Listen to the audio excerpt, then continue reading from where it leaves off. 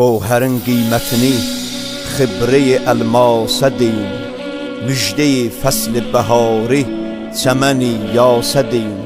Müşkülüz olsa əgər özgəyə yalvarmayasız, ağa oğlu ağadır, dərdüzü Əbbasə deyin.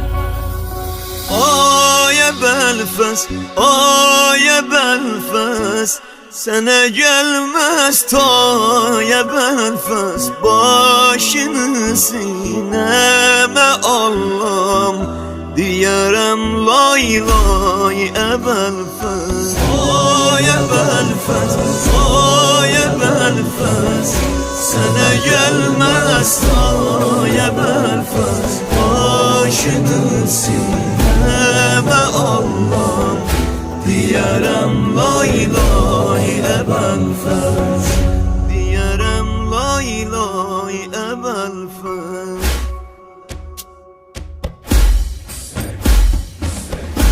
Yüreğin derdini biləm, gözünün qanını siləm, səsimə səs ver Əbəlfəs, məni dindirməsən ölləm, məni dindirməsən ölləm.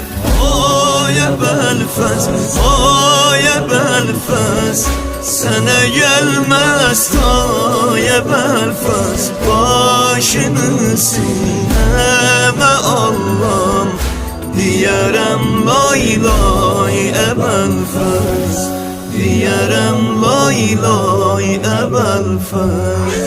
Demə məndən de özündən, vuraram bu sən üzündən, qolunu boynuma sallam, öpərəm qanlı gözündən. Mənə qəm üz verib Əbbas, sənə kim ox vurub Əbbas, başını sındıran adam belimi sındırıb Əbbas. Ayə Bəlfəs, ayə Bəlfəs, sənə gəlməz tayə Bəlfəs, başını sinəmə allam, deyərəm lay lay Əbəlfəs. Ələmin yerdə qalıbdı, səbrimi əldən alıbdı, dur gedək nazlı Rüqəyyəm, əli qoynunda qalıbdı. Bədənin neyzədə oxdu, qara məşgüldə su yoxdu. Bədənin neyzədə oxdu, qara məşgüldə su yoxdu. Dur əyağı bilə yatma, müntəzir xeymədə çoxdu, müntəzir xeymədə çoxdu.